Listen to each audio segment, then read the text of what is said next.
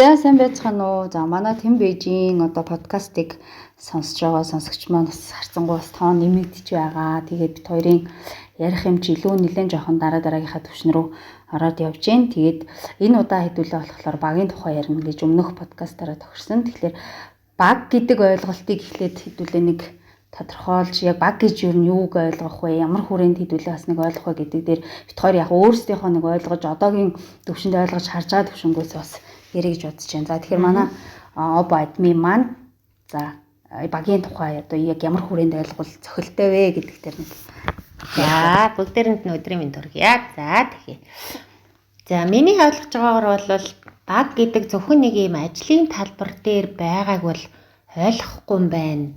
Илүү өргөн хүрээний ойлголт юм байна гэж би бол бодод байгаа.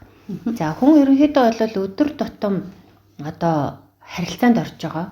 За тэгэл нэг хүнтэй л өөрөөсөө өөр нэг хүнтэй л харилцахад тэр бол баг гэж ойлгож байна. За ялангуяа одоо нэг гэр бүл гэдэг юм уу?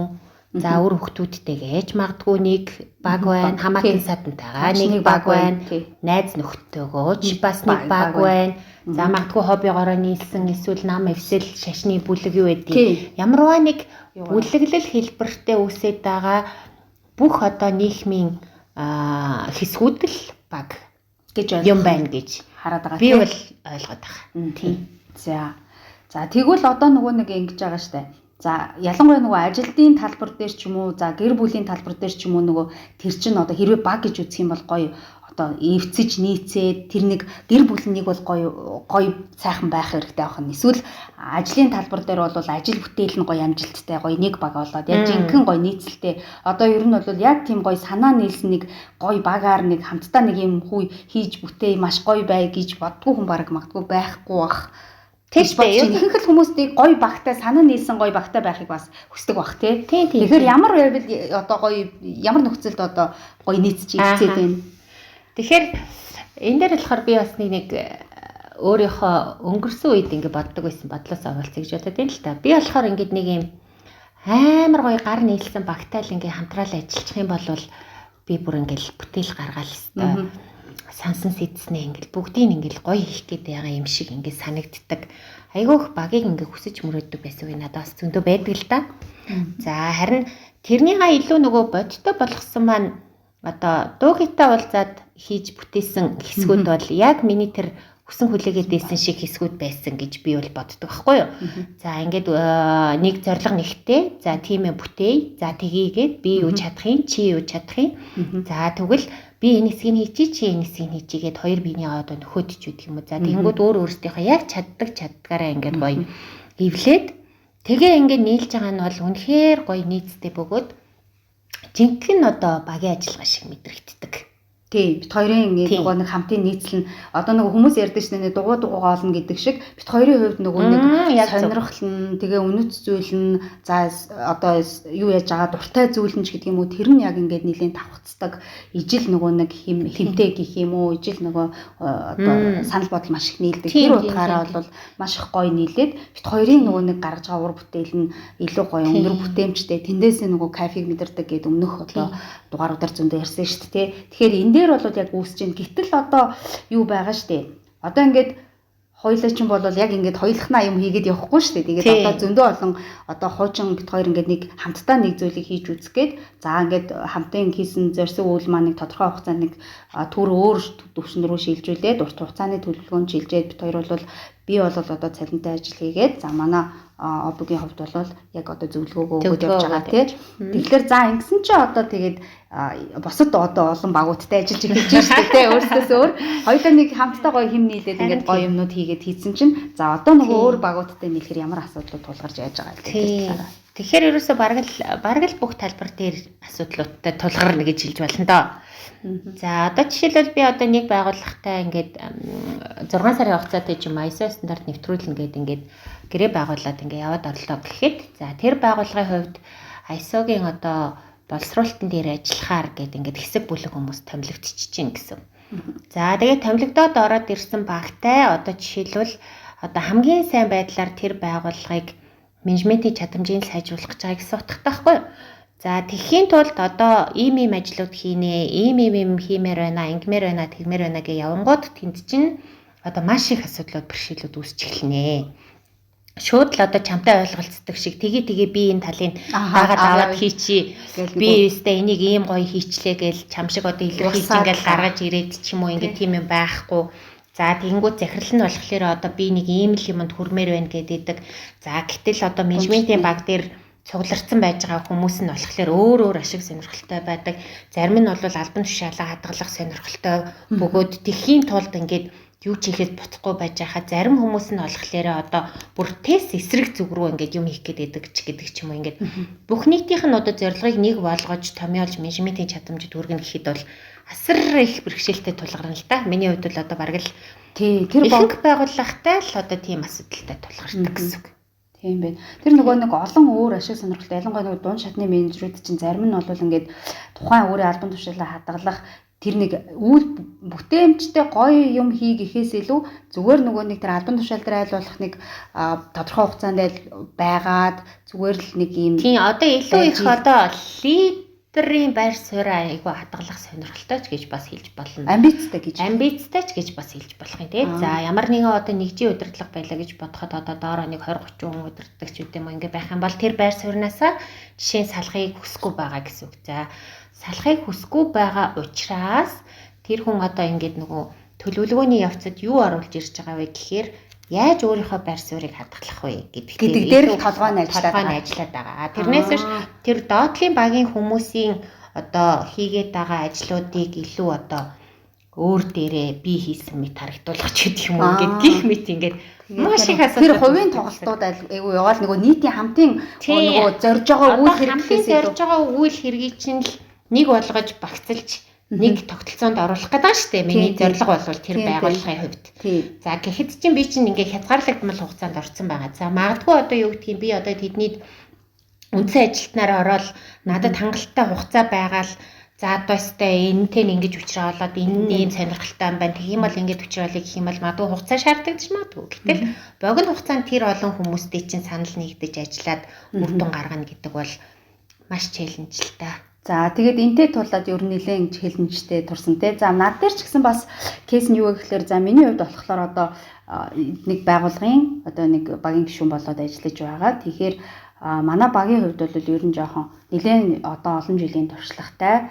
За тэгээд компани нэлээд томоохон одоо гол одоо том бизнесүүдийг нь ер нь хөгжүүлэх гэх юм уу да. Тэр чиглэл рүү явж байгаа учраас нэлээд одоо туршлагатай тийм хүмүүс цугларсан. Тэгэхээр тус тусын өөрсдийн тодорхой хэмжээний туршлага амбиц гэдэг юм уу тийм байгаа. Тэгэхээр тэрэн дээр ингээд зөрчлүүд үүсгэх. За би ч гэсэн өөрөө бас нэг юм олон жил ажилласан гэдгээр яадаг юм уу яадیں те. Тэгээ бас нэг ингээд нэг өөрийн гэсэн нэг энэ ажлыг ингээд хийжүүл зүгээр дээ ч гэдэг юм уу. Тэр харсан өнцөг. Тэгтэл тэр харсан өнцгөөс нөгөө хүн шал өөрөөр харах ч юм уу. Ингээд багийн ингээд зөрчлүүд үүсдэг хоорондоо уулзраа олцоход бол нэлээд асуудлуудтай ингээд тулгараад за яагаад ингэж хийхгүй байгаа юм бол за бит хоёр хуучин ажиллахдаа ингээд л гоё санаа нийлээд болдог доо одоо энэ дээр ч одоо яагаад болохгүй байгаа энэ хүмүүс нь болохгүй байх уу гэдлээ. Тэгээ бит хоёр ингээд ийм асуудлуудад тулгарч агаад за одоо ямар одоо ухаарлыг ойлголтыг авсан билээ хоёлаа чаа. Тий. За тэгэнгүүт болохоор ерөнхийдөө үүсэж байгаа нөхцөл байдлууд нь яагаад ингээд бусдтай таарахгүй нийлэхгүй ч юм уу баг болж чадахгүй хүсэж байгаа үр дүнгээ хамтаараа нийтээрээ гаргаж чадахгүй байгаа гэдгийг эхэндээ бол хүн ерөөсөө шууд бусдаас хайдаг. Тий. Бусад хүмүүс тэгэнгүүт одоо бусдууд л болохгүй байна. Одоо эдний энэ менежер нь л ийм ашиг сонирхолтой байгаа учраас болохгүй байна. За эсвэл магадгүй одоо тэр нөхөр нь л нэг ийм жоохон залхуу учраас одоо ажил явахгүй байж гэдэг юм уу те ингээд ерөнхийдөө бол бусдаас хайх хандлагатай. За тэгэнгүүт хүн чинь стресстэй эхэлнэ. За энэ ерөөсөө ингээд бүтэхгүй байна. Тэрнээс болоод болохгүй байна. Ингээд байна, тэгээд байна гэд нэг одоо гоншигнох, гомдлох ч гэдэг юм уу те. Тэгээ яг тэрлэг орж. Тийм, тэрлэг орж байгаа байхгүй юу? За тэгээ ерөнхийдөө ингээд тэрнийгээ одоо ингээд бодоод ангууд болохоор явж бол тэр бүх одоо асуудлын шалтгаан болвол тэр хүмүүстэй ч биш юм байна гэж хараад байгаа.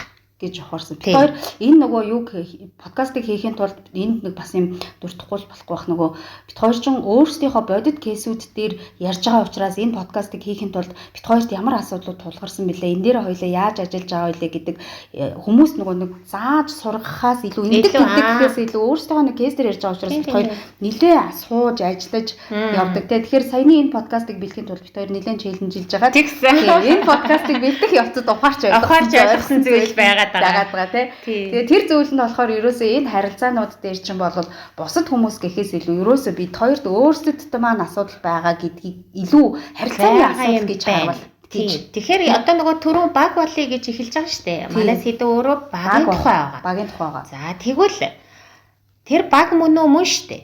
Одоо аясаа хэрэгжүүлэхэд тийм багшгаа баг чинь бол баг байхгүй юу? За тэгвэл яагаад тэнд ингэж бит хоёртай ингэж болоод байгаа шиг тийм харилцаа үүсэхгүй байгаа? Зөрчил үүсээд байна. Зөрчил яагаад үүсээд байгаа гэдэг асуудал байхгүй. Гэтэл тэр чинь бол асуудлыг одоо бусдаас хайгаад за чи л юм болохоор энийг л сольчих гэвэл ахаад одоо тэр ашиг сонирхлын зөрчилтэй менежерийг за сольсон гэж бодъё. За солиод өөр хүн тавьсан ч тэр асуудал шийдэгдэхгүй буюу одоо давж гарахгүй байхгүй юу? Тэгэхээр энэ чэнэс нөгөө хувь хүний хөгжил талаасаа төлөвшил талаасаа юу гэж харуул зохимжтой байна гэхээр хэрвээ би арай илүү хөгжөөд за янз бүрийн одоо ийм төрлийн ашиг сонирхол бүхий хүмүүстэй аль болох олон ийм төрлийн хүнтэй харьцаа сурчих юм бол одоо би чинь багийн нэг гишүүн болж чадах гэдэг. Тэгэхгүй одоо нөгөө хуучин өөрсдийнхөө гой дугуй нийлж идэг хүсээд болохгүй байх гिचгээрээ тэгээ яхин хорвоо дэлхийн бүх хүн чи битээ ер шиг ижилхэн болох юм байх юм уу гэдэг асуудал байхгүй. Тэгэхээр чи үгүй хүн болгон өөр орчин нөхцөлд өөр одоо гарал үүсэл за магадгүй нийгмийн альва нэг тогтолцооноос хэлбэршээ тогтцсон тэр хүний итгэл үнэмшилч гэдэг юм ба ингээд өөр зүйлсүүд байгаа шүү дээ. Тэгэхээр чин өөрийгөө өөрчлөх нь тэр хүмүүсийг өөрчлөн гэхээс илүү бараг амархан. За дээрэс нь одоо би энэ асуудлыг бэрхшээлийг жишээлбэл би хөгжих боломж байна гэд харчих юм бол гарц олдож байгаа тий. Тэгэхгүй бол энийг засъя гэд гарц хайх юм бол ер нь бол бараг шийдэх. Бусад хүмүүсийг яаж засах уу гэх юм бол за тэр баг одоо 10 хүнтэй гэж бодох юм бол бүх хүнд л ямар нэгэн байдлаар асуудал байгаа шүү дээ. Тэгэхээр тэр бүх хүмүүсийн асуудлуудыг би бүгдийг шийдчихэж тэгээд ард нь зорилготой хүрэх юм уу гэсэн үг болчиход байгаа байхгүй. Тэгэхээр бусдыг өөртөө тааруулъя гэхээс илүү өөрөө яаж тэр багийн юунд үйл ажиллагаанд нэг хэсэг болж таарах вэ гэдэгт дээр илүү ажиллах юм бол хамаагүй өөрөө хүчтэй гэдгийг тий гэж ухаарад байгаа байхгүй. Тэгэхээр саяны одоо энэ дээр болохоор миний хувьд бол за одоо баг дотроо би энэ ингээд ажлыг ингээ гоё хийчихвэл энэ бизнесийг хөгжүүлэхийн тулд энэ процессыг ингэж явуулах юм байна гэдэг ч юм өөрөө ингээд нэг юм харчаад байгаа шүү дээ. За ингүүл гоё юм байна гэд. За гэтэл нөгөө бусад хүмүүсийн харж байгаа өнцөг тэрийг ингээ харахгүй байгаа ч юм уу. Тэгээд нэг бол өөрийнхөө үзэл бодлыг хэлэхээр нөгөөдөл нь хүлээн зөвшөөрөхгүй ч юм уу те. Тийм тохиолдол байх магадлал үсээд тэгэхээр би нэг бол одоо шиг те энийг ингээ хаяад өстой ингэж хамаг хүчээ заарж ингэж хүмүүсийн те ингээ зөрчилдснөөс чив чимээгүй өөрийнхөө санаа бодлыг хэлэхгүй те амар тайван сайхан чимээгүй нуугаад те чимээгүй баймаа гэдэг ч юм уу нэг тийм сонио хөлбөр рүү бас ингээ битээр нэлээд хамтарч ярилцж байхдаа яаж байгаа. За гэтэл эн чинь бол энэ ямар ч баг дээр ямар ч хүмүүстэй эвцэж нийцэж тэдгээр хүмүүс чинь ялгаагүй сул талтай давуу талтай тийм байгаа. Тэгэхээр тэрний учрыг олох юм байна гэдэг л ухаарл одоогоор олж авсан. Гэхдээ стил одоо асуудалтай бас л зарим хувьд хүмүүсийнхээ хувьд харилцааны асуудалтай ч гэдэг юм уу нөгөө хүмүүстэйгээ эвцэж тогтцох дээр тэгэл бас л нэг асуудалтай л явж байгаа тий. Аль нь ялгаагүй хоёрын хувьд бол нэг одоо шийдэл тэр хүмүүстэйгээ нэг гоё зүйтэй болсон гэж бол одоо хэлэхгүй тий. Үгүй шүү дээ. Одоо тэгэл хүүхдүүдтэйгээ ч бүр болиг гэхэд бүрэн дүүрэн ойлголцож чадахгүй юм нөхцөлөд л шүү дээ. Одоо хичээлийг нь яаж хэлэх вэ гэдэг ч юм уу тий. Тэгэхээс ахуулаад бүхий л талбарт одоо ерөнхийдөө яг тийм харилцааны учрыг олоод бүрэн шийдэж чадж байгаа юм бол байхгүй. За энэ дээр бол харин эсрэгээрээ илүү хөгжих хэрэгтэй юм байна гэдэг ухаарл авсан хамгийн том одоо ололт гэж хэлэх гээд байна. Тэгээ бит хоёроос бас нэг авааштай юм нь болохоор аливаа одоо бэрхшээл тулгарангуут бит хоёр бол энэ юу ойлгуулах гээд байна гэдэг ярилцдаг тий. Тэг юу ойлгох гэдэг нь энэ яг яач уу яагаад ингэж байна гэхэд тэрэн дээр ингэж маш их одоо брейнсторм хийж ярилцдаг гэх юм уу би ингэж харлаа гэхээр нөгөө талаас нь бас энэ байж болох юм уу ийм үзэг байж болох уу тэрнээс болсон байж болох уу эсвэл би илүү энэ дээрээ хөгжих ёстой байна уу гэх мэтэр ингэж бит хоёр нэгнээсээ ингэ асуулт асуугаа ярилцсангууд бүр ингэж маш сайн одоо гарцуудыг олж чадаад тэгэнгүүтээ болохоор яг ингэж яг тийм байна гэж шийдэл олж урагшилдаг тий. Урагшлаад яваад байгаа. Тийм. Тэгэхээр энийг бол яг нэг хувь хүний хөгжлийн хувьд бол аюул том юм хөгжих түлхүүр юм байна гэж бодоод байгаа байхгүй юу? За юу гэх юм бол альва саад бэрхшээл тулгарх юм бол тэрийг надад юу ухааруулах гэсэн дохиовэ гэж хүлээж аваад за тэгвэл ухаарл нь юу ээж болох вэ гэд одоо ярилцаад ирж хайдаг гэх юм уу хамтдаа ярилцаж тий асуудлынхаа шийдлийг хамтдаа ярилцаж хайдаг. Тэгэнгүүт нэг гаргалгаа олж хоёулаа хүлээж зөвшөөрсөн гаргалгаагаа олж харна. За тэр олж харсан гаргалгаагаа болохоор буцаад нөгөө челленжийнхаа талбар дээр туршиж үзнэ. За иймэрхүү маягаар ингээд асуудлыг бас шийдвэрлэж явж байгаа тийм ээ. Тийм. За тэгэхээр ер нь бол одоо хамгийн гол бит хоёрын зүгээс болохоор одоогоор бол бит хоёр ингээд хоорондоо ярилцаад ингээд эндээс асуудлаа яаж шийдэж байгаа гэдэг өөрсдийнхөө төвшөнд бол ингэж явж байгаа. Харин одоо яг бит хоёртой ижлэн асуудалтай ч юм уу эсвэл ингээд харилцааны юм асуудлууд дээр ингээд хамтдаа ярилцах магадгүй ингээд ямар нэгэн ингээд асуудалтай тулчаад гарцаа олохгүй ч юм уу нэг хүнтэй ярилцаад үзэхээр хүн чинь нэг өөр болдоо шүү дээ. Тэгэхээр тэгмээр байгаа хүмүүс яхан бол бит хоёрт бол бүрэн нээлттэй хандаад те харилцах одоо ярилцах хамтдаа брейнсторм хийх те гарц гаргалгаагаа хамтдаа олох илүү одоо бит хоёр хүн суухаар 3 дахь хүн ирээд гурвлаа хамтдаа суухад нэг бүр нэг 3 дахь өнцөг гарч ирж ярилцсан гэдэг чинь илүү сайн шийдэл олох боломж үүснэ гэсэн үг шүү дээ. Тэгэхээр ерөнхийдөө яг бид бол нөгөө подкастаар дамжуулаад ер нь хамтдаа ярилцгийг хөгжийл гэж байгаа. Тэрнээс биш одоо бит хоёр амар супер дүпер хувь хүний хөгжлийн төвшөнд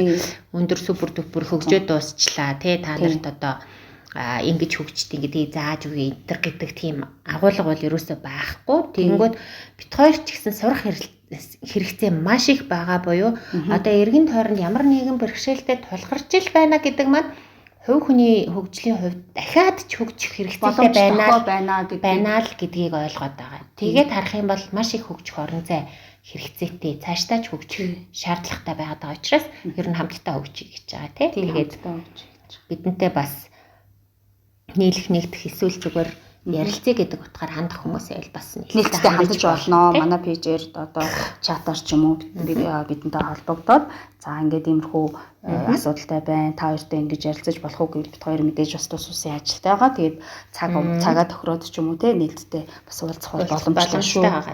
Тийм. За тэгэхээр энэ удаагийнхаа дугаараар хэдүүлээ ямар ч гэсэн баг болно гэдэг чинь яг юу хэлээд байна. Бид хоёр хоорондоо баг болсон чи яаж ажиллаад яаж бүтээмж гаргажсэн тухай ярьсан. За тэгэхээр бусад хүмүүстэй ингээ баг болж нийцэх гэсэн чи ямар асуудал тулгаруу энийг яаж ухаарч ойлгож хамтдаа шийдэж явж байгаа гэдэг тухай л юу нь ярьлаа. Тэгэхээр цаашид ч гэсэн юу н харилцааны асуудлууд бол мэдээж дуусахгүй. Байнгын л одоо тулгарсаар байна. Тэдийг тэр болгонд нөгөө эн чинь өөрөө харилцааны ухаан юм байна. Хүмүүстэй зохицох, нийцэх, баг болох ухаан юм байна гэж л ойлгож байгаа шүү дээ. Хаа ч ямар ч хүнтэй эвцэж нийцээд учир зүг нь олоод тэгээд тэндээс ур бүтээл ажиллах чадвар, хамтын ур бүтээл гаргах гэдэг чинь жинхэнэ ухаан байгаад байгаа гэсэн үг. Тэгэхээр энийг эн чинь ерөөсөө хүн байнгын л суралцаж л явах юм шүү. Явах процесс. Ерөөсөө тэгээд энэ дээр бүрэн төгс яачлаа гэсэн юм бол тэгэхээр яг аливаа нэг бэрхшээлтэй тулгархлаарэ яг ганц одоо бит хоёрын зүгээс эргэж хараад байгаа юм нь тэрийг бусдаас бурууг нь хайх биш өөрөөгөө хайчих юм бол хамаагүй хурдан шийдэж болох юм байна л гэдэг. Тий. Өөрөөсөө л ерөөсөө асуудлыг хайгаад за энэ дээр яг надад ямар асуудал байна? Би эндээс юу сурах ёстой вэ гэж харах гэсэн үг шүү дээ. Гэж харах юм бол өөрөө хөгжөөд байгаа гэсэн үг. Бусад хүмүүсийг заснаа олон хүнтэй одоо эвцэж нийлэх боломжтой болох гээд байгаа. Тэгж байгаа. Тий гэсэн үг тий.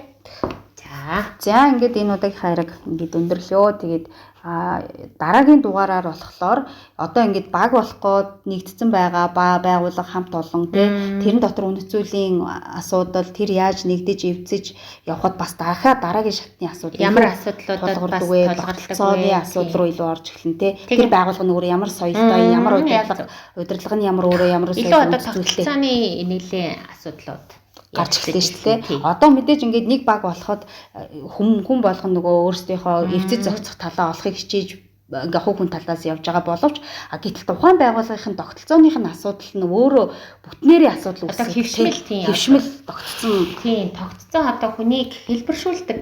Тий. Тогтолцоо хэлбэрүүд гэж байна л да.